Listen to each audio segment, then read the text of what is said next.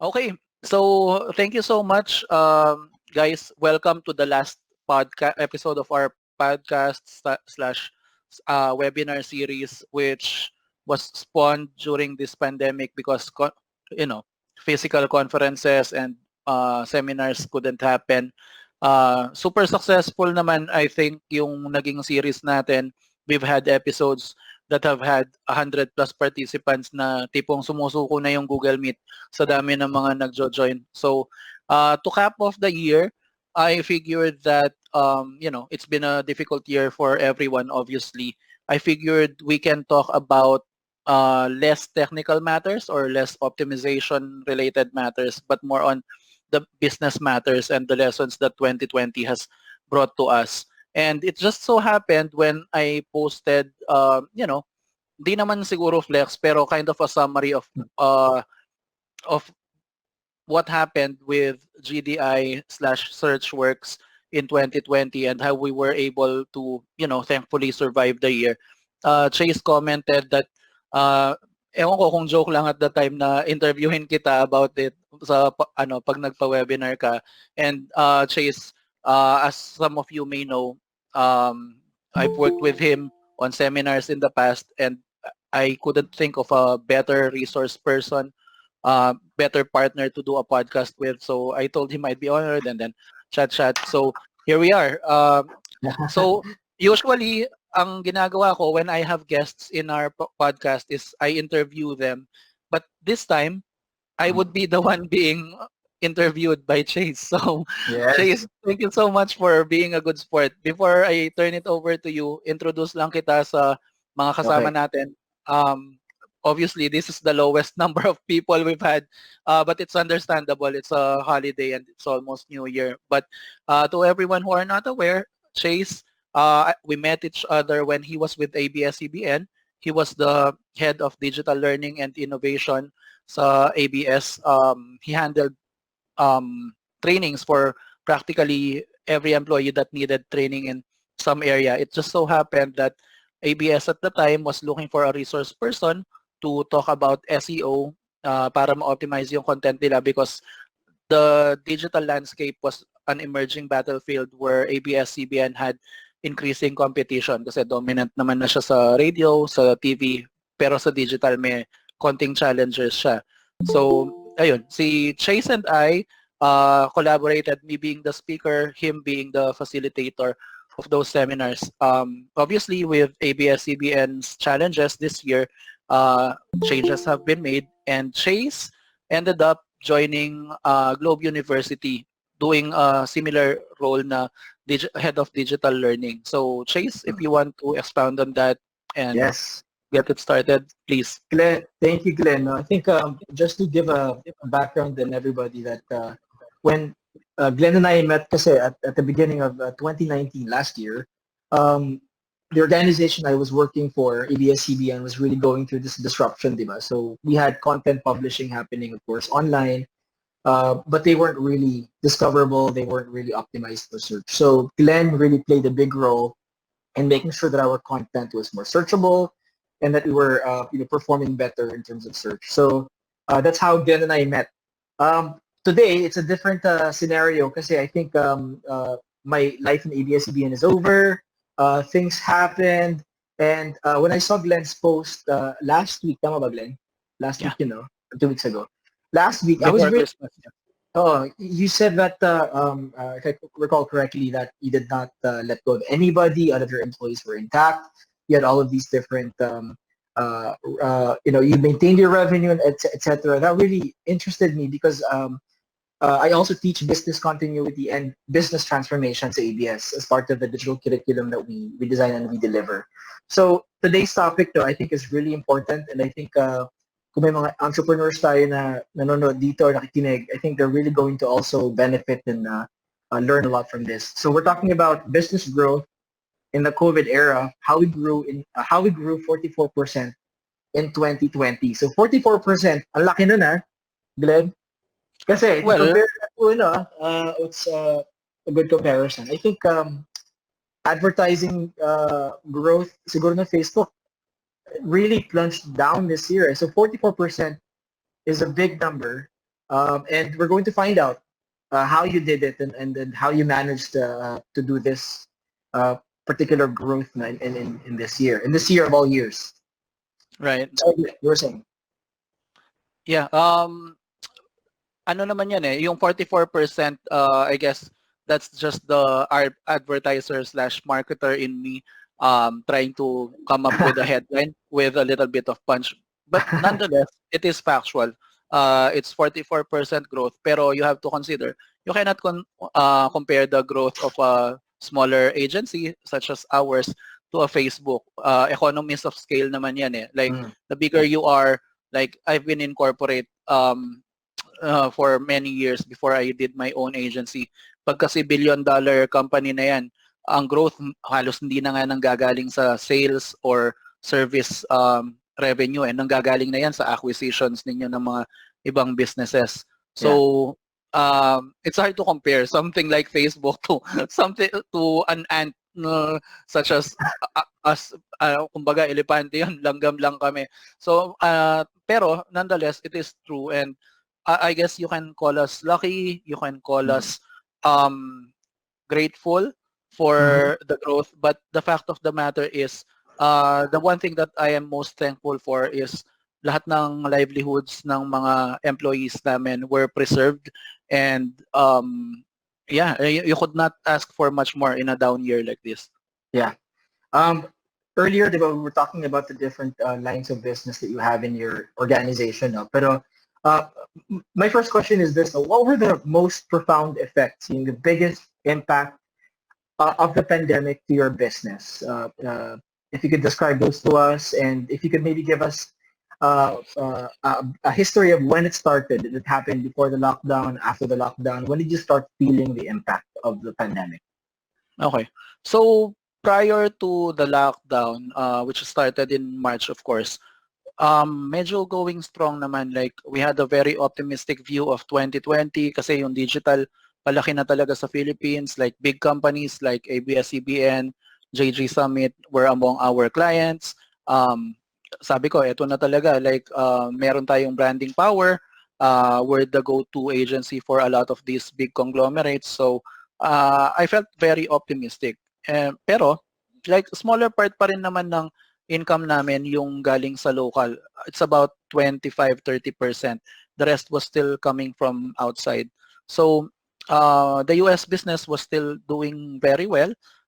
We had made some investments in other assets prior to that. So sabi ko, maganda yung pasok ng 2020. And then, pero alam ko December nababalitaan ko na yung yung there was this virus going around in Wuhan. Sakto, marami sa shareholders ng company namin were planning a US trip in March. We were planning to go to New York na leisure travel lang, like reward lang namin sa mga sarili namin. Obviously hindi na natuloy yun dahil ng March of all months. So baka nandun na stranded pa rin ako hanggang ngayon doon kung nagtuloy ako, hindi na ako kilala ng mga anak ko. Anyway, when it hit, halos sunod-sunod yan Nangyari na sa US, nangyari sa atin, nangyari sa Europe.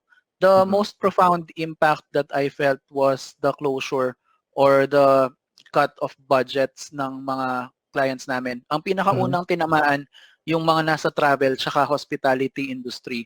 Obviously, lockdown, walang non-essential travel. So, every hotel client that we had, wala na. Like, hotels from Las Vegas, from New York, like some of the biggest hotels sa New York, clients namin. Cut na lahat yung budget niyan. I remember yung POC namin or point of contact namin sa New York, he once had like 23 members dun sa digital marketing team niya. Siya na lang natira. As in, siya na lang. And he was representing a hotel na katabi lang ng headquarters ng UN sa New York. So kahit ganun pa kaganda yung yung hotel nila location-wise, history-wise, talagang shutdown siya. Correct. Tapos we have many travel-related clients, resorts, tsaka online travel agencies dito sa Pilipinas, some of which were some of our biggest clients. Like one of them, per transaction sa amin, hindi bababa ng hindi bumababa ng 2 million pesos, and that was just gone. Like wipe out yung digital marketing team niya. Sinabihan kami na wrap up na lang itong project na to. We don't have anything in the foreseeable future. So biglang talaga, siguro nag-down yung revenue per month namin ng 25-30% immediately, and that's pretty damaging because hindi naman ganun kalaki yung revenue namin to begin with, and hindi naman din tumitigil yung obligations ko to pay our employees. So it was a really tough time for us. Other than that, we siguro ito mas prepared kami than most others. Obviously everyone started to work from home. So the moment na medyo pumutok yung balita, I sent all the Manila people who are working in our Pampanga office home. Uwi muna kayo Metro Manila until further notice. Tapos total lockdown na. Even people in Pampanga work from home na kayong lahat. And I guess it was a struggle initially, pero I'm thankful for the fact na medyo sanay digital natives na bagay yung mga employees. So hindi sobrang laking transition unlike in more traditional industries. That said, even if we did not lay off anyone for economic reasons this year, meron mga hindi na-survive. I think there were 2 or 3 employees na you cannot blame them eh. Like 1 or 2 months pa lang sila sa amin, and then the lockdown hits, medyo kulang pa yung training nila, medyo wala sa kanila naturally yung pagiging self-starter. We had to let go of some of them when the time came. Pero that was more about discipline and performance reasons than economic reasons. So yun yung pinaka naging impact sa amin. Okay. By the way, we have more people joining. So open ba tayo to ask questions? Like, is it okay if people ask questions and chat them and then you can answer them? Yeah, they can chat, or if they are not very shy, pwede sila magsalita and ask us. Yeah. Yeah, sige. So if you have any questions, just let us know. Turn on your camera or just say something, and we'll try to have Glenn answer them. But my next question is this: you said your revenue decreased from what you were earning previously to 25 down to 25 to 30%. No, so no, down by 25 to 30%. To 30%. So is revenue the only biggest threat to your org, or were there other big threats to your organization posed by the pandemic? Well, you mentioned that people had to work from home. What were other threats that you encountered when this all started to happen? The rousing feeling was, kumbaga yung creeping sensation mo is, tinamaan na tong mga travel industry clients natin, tinamaan na yung hospitality industry.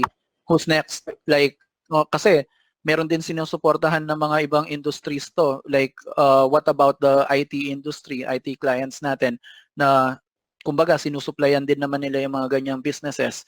So, sumunod sa kanila actually were the SMEs. Marami sa mga small and medium enterprise namin na clients na nag-e-commerce or nag-offer ng services, medyo wala na rin. Some are offering things like trainings ng first aid. Obviously, wala nang first aid training na on-site kayong lahat. We had an Australian client like that.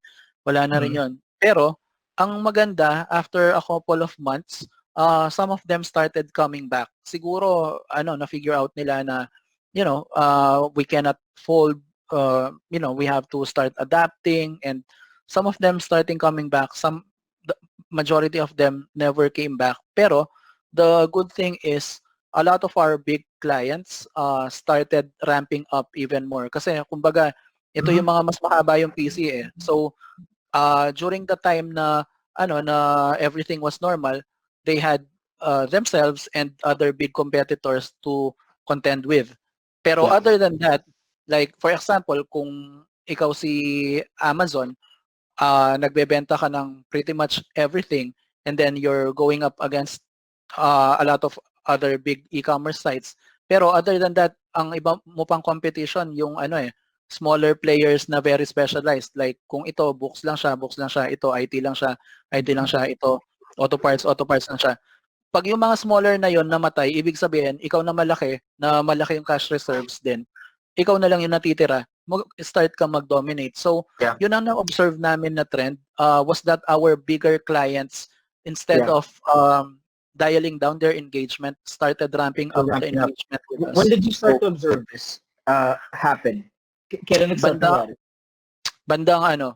bandang May, June. Okay. May indications na, and then June nag-i-start na. And then towards the end of this year, ramp up na naman sila ng production. Like, for example, we have this client na puro product descriptions lang for an e-commerce website yung binebenta nila. They used to order about 800 product descriptions per month sa amin at the cost of $10 per product description. So that account was worth about $8,000 a month from us.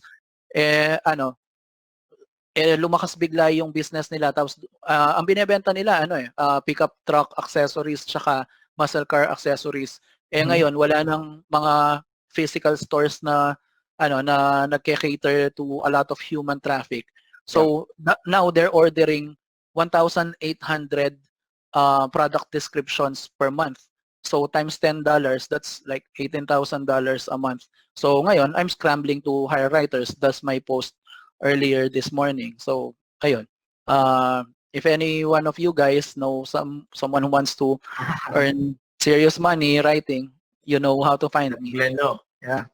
Yeah. So this observation that you made towards, you said May to June, these big clients, you held on to this opportunity because you observed that this was happening. Because sabi mo nga, mahaba yung PC nila, they had probably bigger budgets. And they started ramping up. What kind of lesson here do you think we can take away? No? Kasi parang, does this tell us to really just wait for the opportunity to come up? If the lockdown happened March and then the ramp up started happening May to June, that was like a 2-month gap in between, di ba? And companies may have started to already, fold up and just give up, di ba? Between that period of time, Right. before they actually observed this ramp up starting to happen with these bigger clients. So, parang, what was going through your mind? What was your thought process when this was all happening? That period between April to March to April to May, you didn't give up, di ba? You just really waited until this opportunity started to happen. Like, what was your thought process there? That victory belongs to the people who dare, like to the people who don't quit.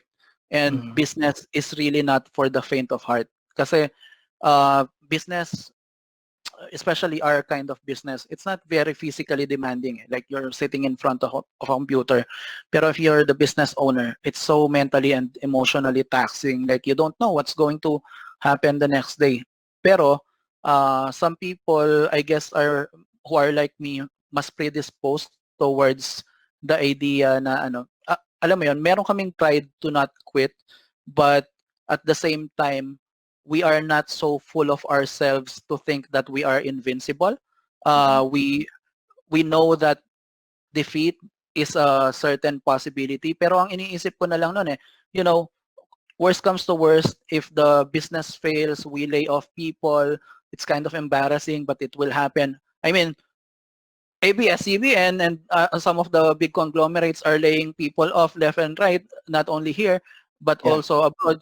Kung ako mag-lay off ako, napakaliit ko lang, who would hold that against me? So, that's just the way that the cookie crumbles. So, I just started operating from nothing to lose type of perspective na there's nowhere to go but up. So, I guess that's the takeaway. Tsaka, nung una, when the pandemic hit, freeze ko lahat yung as many financial activities as possible. Lahat ng mga channels na palabas yung pera, medyo hinold ko muna. And then our first move, and I might be preempting some of your questions, pero our first move was to freeze all salary increases for the year. Okay. Wala mo nang magsa-salary increase kahit sino. And then napansin namin, nag-stop na yung bleeding. Tumigil na yung pagda-drop off ng clients. Okay, so rank and file employees, pwede na kayo mag-salary increase. Of course, your base salary, non-negotiable, darating at darating yan. And then, okay, medyo nag-hold yung shields natin. Kayong managers, sige, pwede na kayo mag-salary increase. As a matter of fact, natapos yung year, the only people who did not have salary increases are me and the shareholders, like people in the organization who have shares in the company, and we did not do our annual dividends. So Mhm. usually kasi per year, we allocate 1 million pesos worth of profit and divide it among the shareholders, and you get whatever percentage. So if you own 5% of the company, what's 5% of 1 million pesos? That's 50,000. So you get to Mhm. keep that as a shareholder. This year, wala mo nang ganun. Ang ginawa namin though, when we noticed na June, July, August, medyo okay pa tayo kahit yung down months ng August, September, we're not taking too much of a hit. Doon na medyo lumakas yung loob ko na, hey, we have some funds here, and there are things we can invest on that are kind of Mhm. pandemic proof. So, binagay pa rin namin yung pera namin sa real estate, and some of ang nakita kasi namin opportunities at the time, ang daming taong nahirapan sa buhay, ang daming taong nagbebenta ng mga lupa nila for below market value. Nandito naman ang GDI para snatch yung mga yan pag willing na kayo. So, ayun. That's really smart, Glenn. I think you already mentioned some of the financial decisions that you made, which is my next question. So you said you froze some activities, uh, you postponed muna some salary increases, and then you invested in pandemic-proof opportunities. You said so. You Right. mentioned real estate as one of those investments that you made that were pandemic-proof. Can you expound more on that? What's a pandemic-proof investment?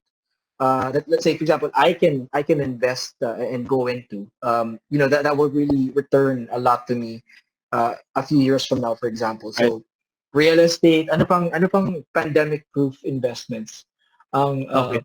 nakikita mo? So, I guess before I go to that, ang inspiration namin dyan, as silly and simplistic as this sounds, Forrest Gump. Like, you remember the part na, they bought a shrimping boat and they weren't Yeah. able to catch any shrimp kasi ang daming, nagfi-fishing for shrimp ng, sa bandang Gulf of Mexico, I think, Alabama-based yata sila. And then, nagkaroon ng storm, sila lang yung hindi lumubog. The next day, yung nets nila punong-puno na ng shrimp and other seafood. So doon na nagsimulang yumaman si Forrest Gump. Parang ganun yung naging inspiration namin na ang mindset ko palagi is pag may crisis, ibig sabihin may opportunity. Kasi may mahihirapan na tao eh. Pag nahirapan yung mga taong yan, ang iba sa kanila, meron mga assets na gusto ko. At pag nahirapan na sila, mas magiging pliable na sila para to part away with those assets in order to get some funds. So, Right. just circling back to the real estate question, I figured it was pandemic proof. Bakit? Ilang Pilipino ba ang papatayin ng pandemic? As we speak right now, wala pa sa 10,000 magte-10 months na yung pandemic. Ibig sabihin, pag natapos tong pandemic na to, I mean, it's a tragedy that some people pass away from this pandemic, but the fact of the matter is, if it's just sheer cold statistics, if we lose 20, 30, 50,000 people from this, in the grand scheme of things, maliit yon compared to the rest of the Philippine population. What does that mean? That means real estate will be even more in demand in the future kasi parami lang ng parami yung tao eh. Pero habang nandito itong window ng pandemic kung saan desperate sa cash yung mga tao, kailangan kong mag-capitalize at scoop up yung mga bagay na hindi dependent sa pagpasok ng tao sa trabaho, hindi dependent sa health ng tao. Ang real estate laging nandyan and hindi bumababa yung value niya. Di ba na lang siguro pumutok ulit ang pinatubo or magkagyera dito. Pero even then, after that, tataas na naman yung value niyan. So, we bought a piece of land, about 400 square meters. The owner was willing to part away with it with sa halagang 2.4 million pesos. And that piece of real estate is like 200 meters away from MacArthur Highway, like semi-commercial. So, pina-appraise ko siya lately, and ang worth niya is 3 to 3.5 million pesos. So, dun pa lang, kung ibebenta ko lang just a few short months after acquiring it, Yeah. kumita na ako ng potentially 600 to 1.1 million pesos in appreciation alone. Pero another key move that we made, kasi yung lot na yon is vacant right now kasi I don't have the money to invest in it. Pero We had another similar lot uh, in the same town, San Fernando. And this is the more interesting, where the story gets more interesting. Before pa ng pandemic, nagpapatayo na kami doon ng apartments, like studio type apartments. It's a two-story building with 10 studio type units, fully I remember furnished. this from your post. Yeah, you posted this on your Facebook. Yeah, yeah. Uh, So, ang game plan has always been, we're not going to rent this thing off ng month by yeah, month. yeah, Because if we invest 12 million pesos to build and furnish this and do all the things, tawag dito, kailan pa babalik sa yun? Even if you are fully occupied and people were paying 10,000 pesos a month for monthly rent, if you're making 100,000 pesos, kailan mo pa mababawi yung 12 million pesos na yun, di ba? Mhm. Like, i-divide mo na lang yung 12 million by 100,000, may isang dekada bago mo Yeah. mabawi yun. Sobrang rundown na yung building after that. Yeah. We're renting it off sa Airbnb. Like, we don't rent it off monthly, we rent it off daily at the rate of 1,000 pesos per night. Why is this a great opportunity right now during the pandemic? Because all the freaking hotels are closed. Yeah. Ano, tawag That's true. dito? Ang bukas lang ngayon, Sogo at saka Victoria Court. And it's those places, they're great businesses, don't get me wrong, but it's not for everyone. Diba? Like, may stigma ng konti. People are still looking for places na yung parang decente sa tingin Decente. nila. Exactly. And that's exactly what we are. Ngayon, we've been operating for 10 weeks. I think if you search for a room in San Fernando, Pampanga, by the strength of 60-something 5-star reviews from our customers, kami yung Your number one. property shows up. Yeah, yung property namin.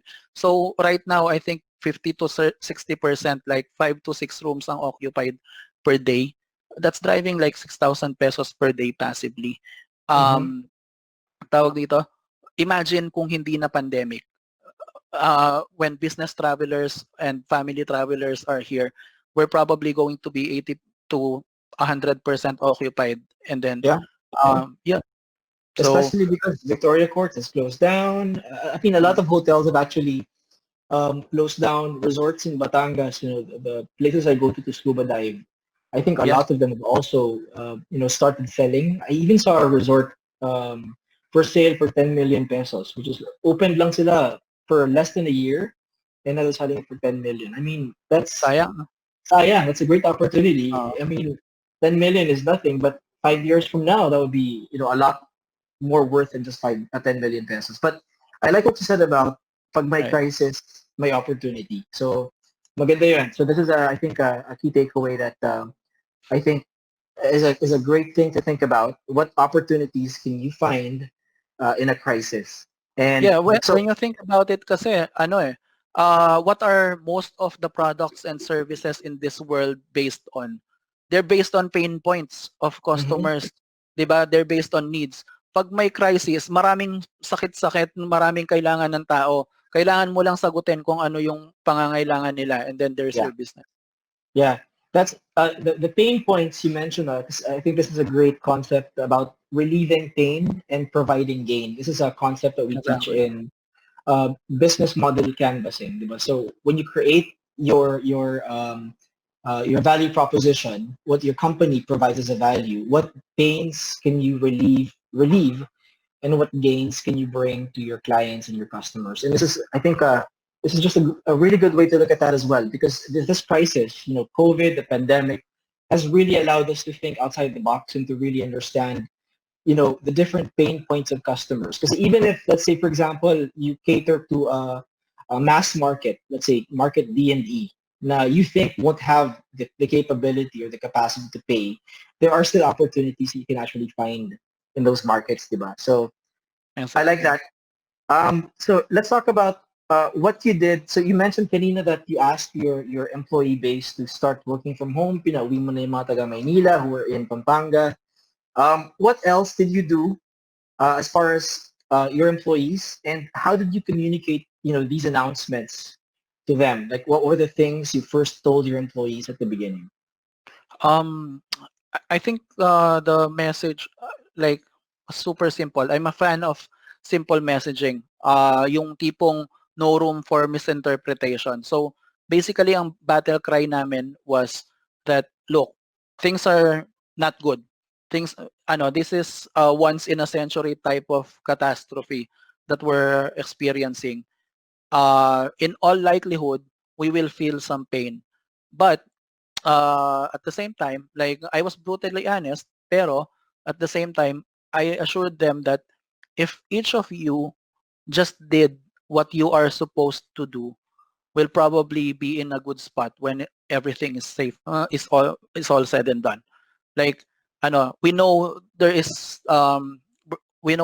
danger, but we also know how to mitigate our risks.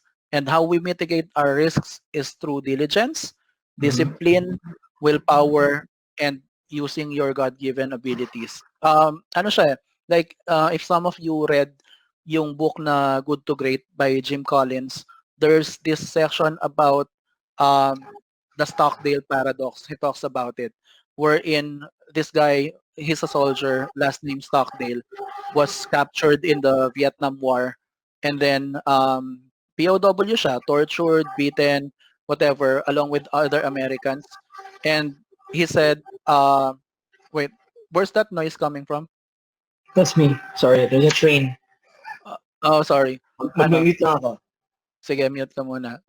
Anyway, basically what Stockdale said in his interview is, tinanong siya, sinong unang namatay sa POW camp nyo? And how did you survive years and years of being a prisoner of war in Vietnam?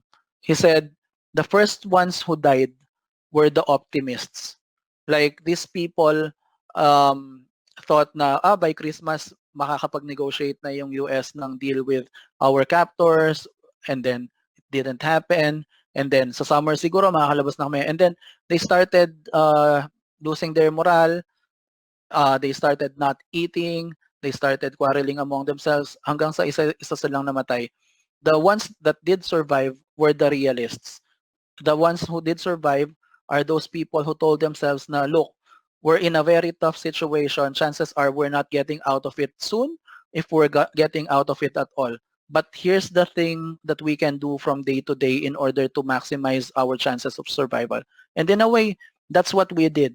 Like, focus on your tasks for the day, focus on pleasing your client for today, focus on helping your client get through his own day para yung business niya hindi mag-fold, and then they can continue being our patrons. So, ganun lang. Like, live through each day, survive each day, learn as much as you could in this pandemic, and then by the time it eases, you'll come out on top. So, basically, yung growth namin, revenue-wise, hindi naman sobrang nag-grow yung company namin. If anything, challenge din yung hiring ngayon eh. Kasi hindi ka makapag-train ng tao, hindi ka pa makapag-bring in ng new people sa office, but the growth mostly came from acquisitions of like property na nag-appreciate, and then yun nga, yung building namin for Airbnb, we invested 12 million in it, but the way it's performing, the way it's earning money, and the way it will earn money after this pandemic is over, you would not sell that property for less than 15 million. So Yeah. valuation pa lang, tawag dito, like nag-gain ka na. Some of that growth might not be liquid assets, might not be cash, but it's real growth. Yeah. I think it's a very different approach now to what you communicate to your employees, that the optimists were the first ones to die, and then the realists were the ones who survived. That's the opposite of a lot of what leaders in many organizations actually tell their employees, because a lot of leaders, as far as I've heard, actually try to paint a really bright picture of the future for their employees. And it's going to be okay, it's going to be fine. But it's quite rare to hear and see someone to actually really be pragmatic and be practical about what the future might be. Because if it's easier to really just say, oh, it's going to be okay, don't worry about it, it's going to be fine. But the approach you're taking is that let's be practical, let's be realist about what the future might bring, and that for you that worked. No, I think we see this in the growth of your company. But how's the morale and the wellness and the well-being of your employees, as far as you can tell? Um, what kind of feedback have you received from your employees so far? All right. So we just celebrated our Christmas party last week. It's not an actual party. So Mm. basically, nandito kami Pampanga staff in one restaurant, socially distanced nung Christmas party. It's a hybrid Christmas party. And then everyone from Metro Manila joins us remotely, Mm. um, having their own lunch. Of course, the company provided Nice. their special meals also. Pero as far as I can tell, people are generally happy. The people in Pampanga are particularly happy kasi hindi naman kasing restrictive dito, unlike in the areas with higher risk of COVID. So MGCQ yata kayo, di ba? Is that right? yeah, Okay. MCCQ. So life is, I would say, 90% normal. Hindi lang nakakalabas yung kids, but wala lang, hindi, may sine na nga dito eh. Mm. Tawag dito. Really?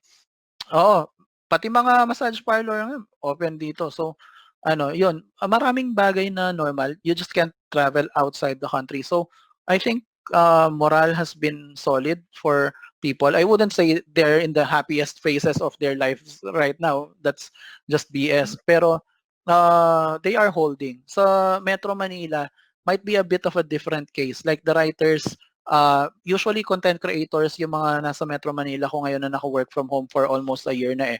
Ano sila, they are looking for social activities kahit virtual Mm. lang. So Yeah. sometimes they have games, online games with Yeah. each other, with people from the company. Pero yun, in terms of physical well-being, in our organization, we have 2 suspected cases of Mm. infections. Suspected because this week lang medyo nangyari, and then they're going to get tested.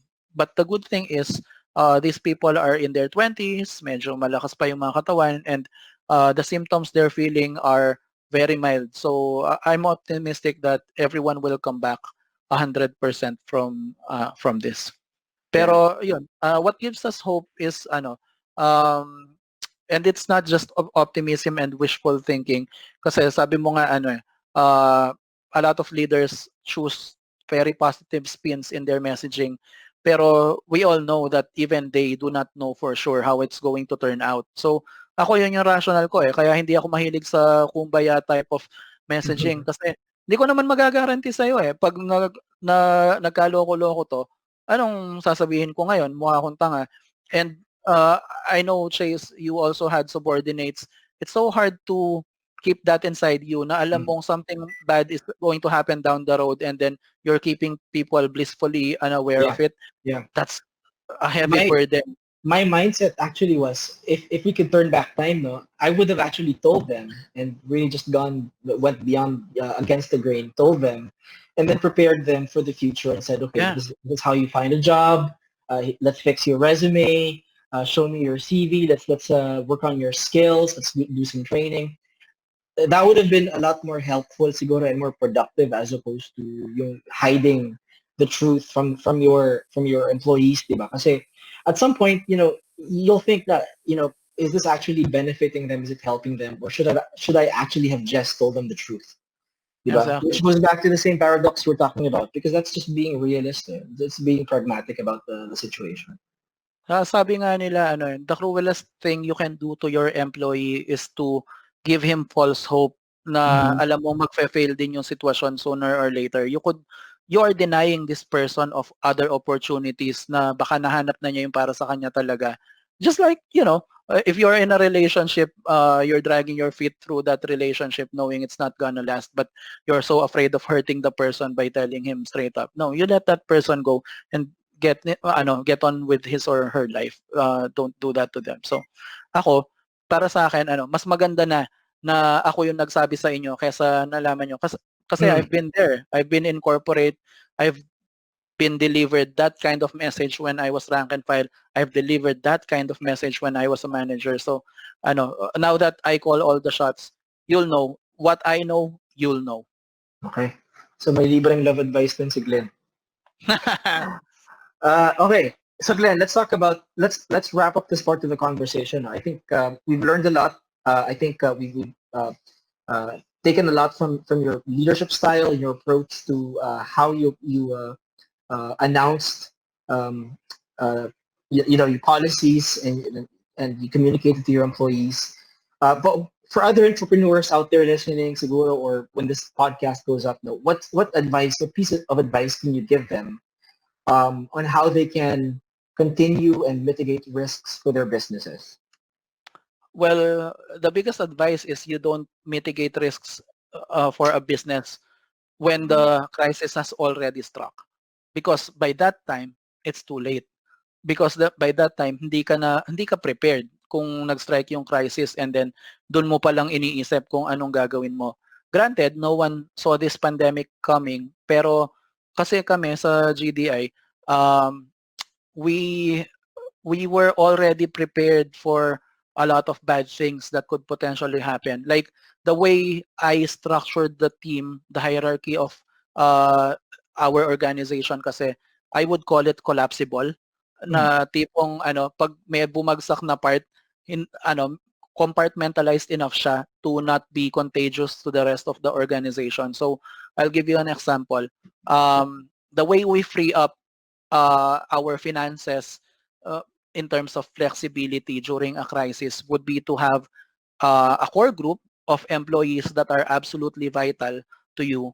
And then surrounding that circle is a group of people that you want to keep but are dispensable. And then at the third layer are people who are describable as casual. Kumbaga, people who can work for you at one time and then hindi the next day and it wouldn't matter to your organization too much. So how is that in practice? In practice, we have our shareholders who are the core, like si Oliver is the tech lead, si Carla is the SEO lead, si Greg is the content lead, and then there's me overall, and then May for finance. And then, so dun pa lang, sa maliit na group na yon, it's still, if you lost everyone around that, that group can still function and then recover by itself kung natanggal man lahat. Next to that would be your managers and then your rank and files. And then, outside of that, freelancers. So pag nagkaroon ng crisis na ganito, who will be the first to go? The ones whom you are legally least indebted to, I guess. Hindi naman, indebted is not the word, who you are least tied to. Freelancers kasi, medyo casual yung engagement nyo, terminate anytime. So, you can let go of a bunch of salary anytime. So, crisis, wala mo ng freelancers. So, that frees up financial flexibility. You have room to maneuver. Kesa regular employees lahat, wala kang room to maneuver. If you had to let them go, you have to pay them like 2 months worth of salary. Eh kung manipis na yung yung money mo to begin with dun sa crisis, patay ka na dun pa lang. So you keep your freelancers. Kumbaga, it's like sports, it's like a basketball team. Parang yung San Antonio Spurs during the time of Tim Duncan, they had 3 core players, Duncan, Parker, and Ginobili. Everyone else around that is replaceable. Yeah. Pero you have your core group. So, ganun siya. Pero I guess my advice doesn't mean you don't have to care for your other employees. As a matter of fact, I probably am one of the people who are most prideful about caring about their employees. Like my advice to entrepreneurs is have pride in keeping your employees employed, but do not be afraid to make the tough call when it's time. Because at the end of the day, your emotions are one thing, your feelings are one thing, but the interests of the business have to supersede everything. Kasi without the business, wala rin kabuhayan lahat yung individuals na yan. Like mercy, pity, generosity, friendship. To me, all of those things are luxuries. Luxuries that you can afford when the company is doing well. Pero pag medyo bagsak yung sitwasyon, those are luxuries that you probably cannot spend on. Lahat yan, those are abstract emotions, pero may monetary cost lahat yan. So be very sparing about those things. Yeah. You know, that sports analogy that you mentioned, I think, reminds me of this concept that the head of HR of Netflix spoke about during the DigiCon siguro several years back. She said that when you treat your company like a basketball team or a sports team, where you know that winning a game means that you need to replace one player with another or hire another player for somebody else. It means that you're focusing on performance, though, diba? It's really not about just keeping the family together. It doesn't really Right. now work that way because it's still a business. You still need to achieve your revenue targets, your financial targets. So if you treat the company like a sports team, then everybody works like a sports player as well. It's a good concept actually to think about. I'll try to look for that article. No, pero it's from the former head of HR of Netflix, is Reed Hastings, and this girl founded Netflix several years ago. So let's go to the next part now, because I'm really also excited to talk about the SEO landscape and how people are behaving in the Philippines and maybe also outside the Philippines. So, Glenn, what has changed in the general SEO landscape? May nagbago ba with the concepts and principles that you taught me and my colleagues in ABS-CBN a year ago, or is it still generally the same? I would say that the core of it is generally the same. The same. Like the technical makeup of a website has to be sound. The content has to be stellar. The links have to be there. The way you promote it has to be there. But I would be lying if major changes did not happen. As a matter of fact, noong May and this December, there were two very major Google updates that caused a lot of fluctuation in the amount of organic traffic that websites get. So, ang parang nangyari dito because of uh, what you have to understand is sometimes Google makes changes and then the rest of the internet adjusts to it. But Yeah. other times, Google adjusts to the real world. So ano ang nangyari sa real world? Nagkaroon ng pandemic. Ano nangyari nung nagkaroon ng pandemic? Nag-surge bigla yung amount of content that revolves around the pandemic. So a lot of false information about COVID started getting published. A Mm-hmm. lot of marketing opportunities emerged because it's a pain point.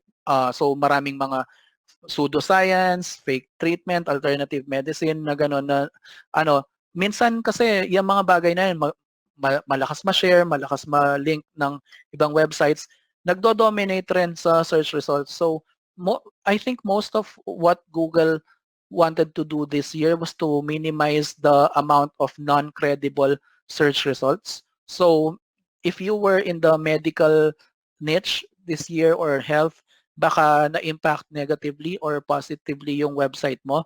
And then another thing, ngayong December kasi nag-boom ang e-commerce, lahat ng tao nasa bahay, Yeah. nag-o-order. It's another example of Google reacting to the real world. Ano ang nangyari nung nag-boom ang e-commerce tapos nagkaroon ng product launches ng bagong iPhone, bagong PlayStation, all of these things. Maraming theft na nangyayari. So maraming fraud din na nangyayari with credit cards, with Mm-hmm. new e-commerce players unable to deliver dun sa mga promises nila. So ang ginawa ni Google, mas favor niya yung mga credible e-commerce players. So the rich kept getting richer. Oh, yeah. Amazon, Yeah. eBay, Newegg started getting a lot more competition, and then biglang nag-dominate na naman sila with the Google updates. So yun yung mga bagay that you have to be aware of. Like, especially if you're in the Philippines, Yeah. na pansin mo ang behavior ng tao sa Philippines. Oh, nag-pandemic, lockdown. Anong gagawin ko? Magbebenta ako sa Facebook, magpe-Facebook live ako, or Mm-hmm. magbebenta ako ng food na by order. Who Mm-hmm. knows how that food is being prepared, di ba? Who knows if legit yung mga goods na binebenta mo. So, if you're a new player right now, you might have to work doubly hard in order to earn Google's trust para mag-dominate ka dun sa search results. Mas maganda kung before the pandemic pa, medyo nakapag-umpisa ka na ng ganyan. And as I mentioned kanina, ito, general business advice lang naman. When you see that everyone is trying to set up a Facebook store, trying to set up online selling, it's probably not a good idea for you to join the pack. Ibig sabihin, huli ka na pag everyone and their moms are trying to do it. Mhm. Ito, simpleng example, sa San Fernando has a great culinary culture. So nung na sumabog yung pandemic, lahat ng mga tao nag-offer ng ibebenta. Pero Yeah. kung mag-offer ka ng ibebenta mo na niluto mo, what is your voice compared to the hundreds if not thousands of other voices trying to scream for attention? Don't sell food, sell something to the food creators. Mm. Ganun yung yung diskarte mo, like don't supply to the masses, supply to the new business owners. Mas bibili pa yung mga Yeah. ganun sa'yo. So, Yeah. Yeah. So you mentioned parang there's this boom in community markets, the people selling their wares in their so we see a lot of parang a structural shift talaga in e-commerce, and people are really shopping online, and we see this huge demand in logistics as well. Um, Other than selling, what other businesses have also benefited from this change in behavior of online shopping and community markets? Do we see a lot of increase in demand as well when it comes to logistic partners like Grab or Lalamove, for example, or etc.? logistics for sure. Like it's always been a pain point sa Philippines. Kasi let's face it, our logistics system in this country is really not that good. So the more that people contribute to it, the better. I think even the logistics companies were surprised, di ba, na biglang nag-boom ng ganyan sa Yeah. Pilipinas, and then they're struggling to keep up with the demand. Siguro other services that benefited are digital marketing services, pero kami on our end, yung SEO leads hindi naman ganun karami. Siguro Mm. medyo risk averse din yung mga Filipino with starting new campaigns right now. What we did see a spike on would be yung web development projects. Maraming taong gustong magka-website, Yeah. maraming taong gustong mag-online selling, pero ang kagandahan nito, lahat ng mga taong yan na nagkaroon ng bagong website, ano na ang next step para sa kanila? Kasi okay, I have my shiny new website, why is it not making money? And why Yeah. is social media not enough? Ang next step na nila, mapag-isip-isip nila na SEO na yung kasunod. And nandun lang naman kami para Yeah. i-meet sila pag kailangan na nila. But your company also does website design and building, di ba? Yeah, Oliver leads that. So he is in in a never-ending loop of tasks sa web Yeah. development. Yeah. Ang Yeah. isang example namin na super interesting, and ito magandang case study sila actually ng isang brick and mortar business na ang galing ng transition sa digital. Recently na land namin si Candy Corner as a client. Those stalls sa mga SM Yes. malls ng candy, and then Yeah. wine-weigh nila yung candy. And ang bata sa labas, walang pumupunta para magpabili sa magulang sa malls. Anong ginawa ni Candy Corner? I'm not sure kung open sila ngayon sa malls, pero yung e-commerce nila biglang nag-boom. And now, they're even struggling to keep up with the demand sa e-commerce. Plus, our services, like Oliver is always there to troubleshoot yung payment portals nila and whatnot. Yun yung pain point nila. Pero ang galing lang isipin na it looks, from a person outside looking in, yung klase ng business like Candy Corner, isipin mo, man, they're so screwed. Wala nang tao, wala nang bata sa mall, walang magpapabili sa magulang. And then they make an absolute killing online. That's amazing. Like, ang galing ng forward thinking. Yeah. So Candy Corner, businesses like SM, for example, or other malls, no? Like, what's your advice for them? Let's say you were able to talk to, let's say, Miss Tessie C. Coson who's in front of you. Anong sasabihin mo sa kanya as far as, how she should be doing her online business? Because I think right now, there's not a lot of online presence when it comes to malls and other physical stores, right? So, and people still are going to malls. So if you go to, I don't know, BGC, for example, ang dami pa rin tao. So it's still a culture that we cannot avoid. We still have to go to malls. It's really part of our culture. But if we were to put it into an online experience or environment, for example, how could SM do it, you think? What's a good scenario there? Siguro I would like these people know more than I do, pero from a person outside looking in, get off Lazada. Like, why are you selling there? Like, hindi naman siguro masama na magbenta ka doon, pero in my experience, sinubukan ko rin magbenta sa Lazada. It's just not a very good seller experience there. And it takes a significant cut out of the pie. Like, Like how much Lazada, do they take?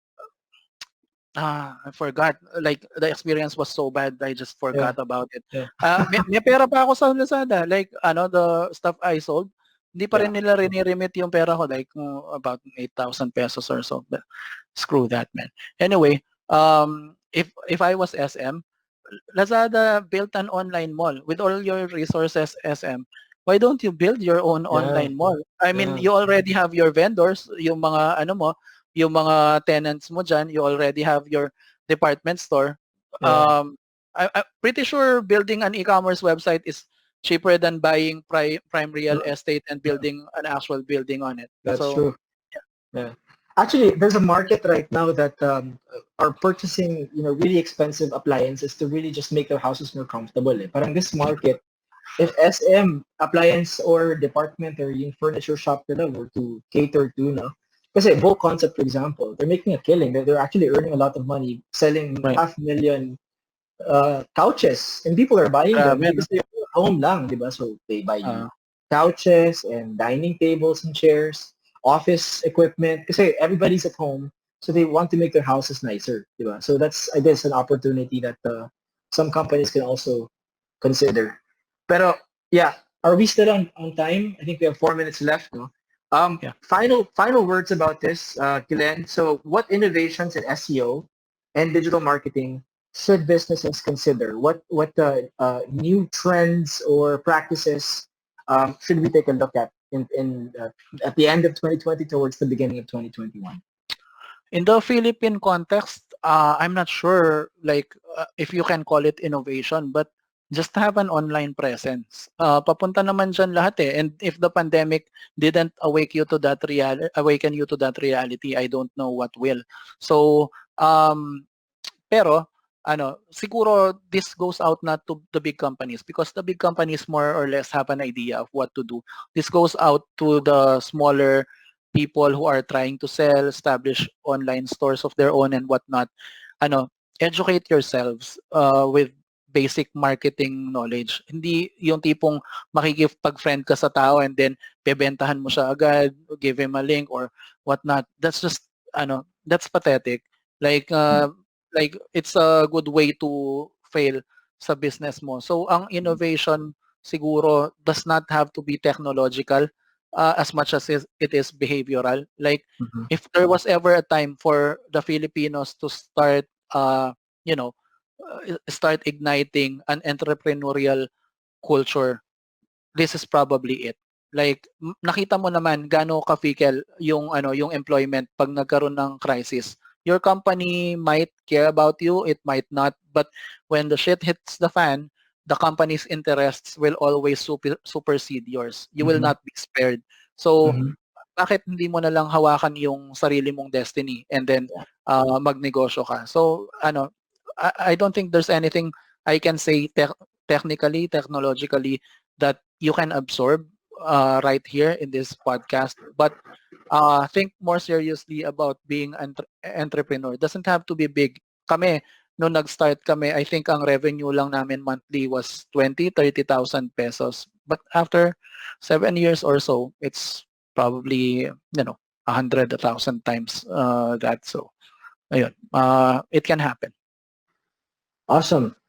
Glenn, once again, thank you for inviting me on your final 2020 podcast. I really appreciate it. I hope you guys learned a lot from this conversation. We have 8 people here, and to those listening in the podcast now. And I hope to see you again. Maybe invite me on your future podcasts. Topics like these. I'm not an SEO expert, but I would love to learn about SEO and digital marketing as well. I think working for Globe, which is I think more digital than the last company I worked for, they still have a lot of opportunities as well to really work on. So I think SEO is one of them, but many other things as well that we can also work together on. So I hope to work with you again in the future, Glenn, if that's okay with you. And For sure. yeah, thank you very much, everybody. Thank you so much. And next time, pag guest kita, ako naman mag-i-interview sa'yo. Medyo awkward na yung guest yung nang-i-interview eh. Ganun ba? Galing mo kasi sumagot eh. Really good. Mga sagot pa, parang sobrang quotable quotes eh. Pag minarket mo to, gamitin mo yung quotes mo, tapos yun yung ilagay mong poster sa Facebook. Usually, naman eh, ninanakaw ko lang din yan sa mga nababasa ko. Hindi ko na rin nakit-track kanino ko ninakaw. Pag may crisis, may opportunity. Forrest Gump. Di ba? Forrest Gump. Ayun. Chase, thank you so much I know precious ang time mo. Thank you so much for lending us your talents. You're welcome. Thank you very much. Happy New Year. Happy New Year. Ingat ka. Okay. Bye-bye. Bye.